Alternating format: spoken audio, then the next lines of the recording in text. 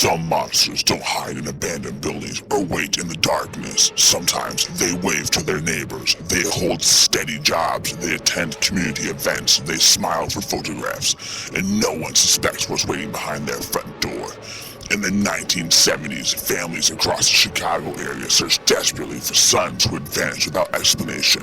One by one, young men disappeared, leaving behind unanswered questions, empty bedrooms, and parents who refused to give up hope.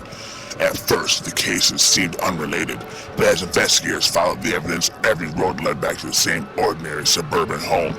What they discovered beneath that house would shock the nation and forever change the way law enforcement investigated missing person cases. Tonight, we reopen one of the darkest criminal investigations in American history. This isn't folklore. This isn't an urban legend. It's a case built on evidence and a reminder that evil doesn't always announce itself. Sometimes it wears a smile. This is the story of John Wayne Gacy.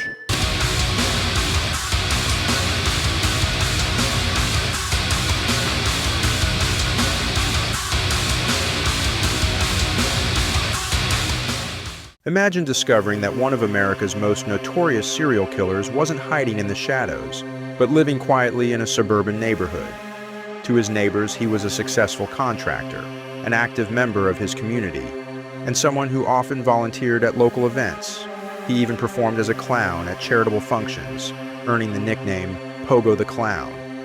But behind that carefully crafted public image was a secret investigators wouldn't uncover until years later. Between 1972 and 1978, dozens of young men and teenage boys disappeared in and around the Chicago area. At first, many of the cases appeared unrelated. Some victims had simply vanished without a trace, leaving families searching for answers that never came. As the disappearances continued, investigators began connecting pieces of evidence that repeatedly pointed back to one man, John Wayne Gacy. The investigation intensified after the disappearance of 15-year-old Robert Piest in December 1978. Witnesses reported seeing him speaking with Gacy shortly before he vanished. Detectives soon obtained a search warrant for Gacy's home. What they discovered would become one of the most shocking crime scenes in American history.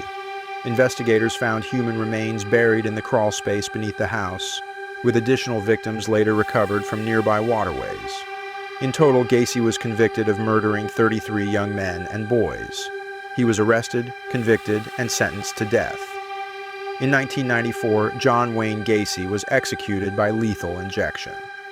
Decades later, the case continues to be studied, not only because of the scale of the crimes, but because it served as a reminder that appearances can be deceiving. Sometimes the most dangerous secrets aren't hidden in abandoned places. They're hidden behind an ordinary front door. One story ends here, but another waits in the shadows. I'll see you in the next file.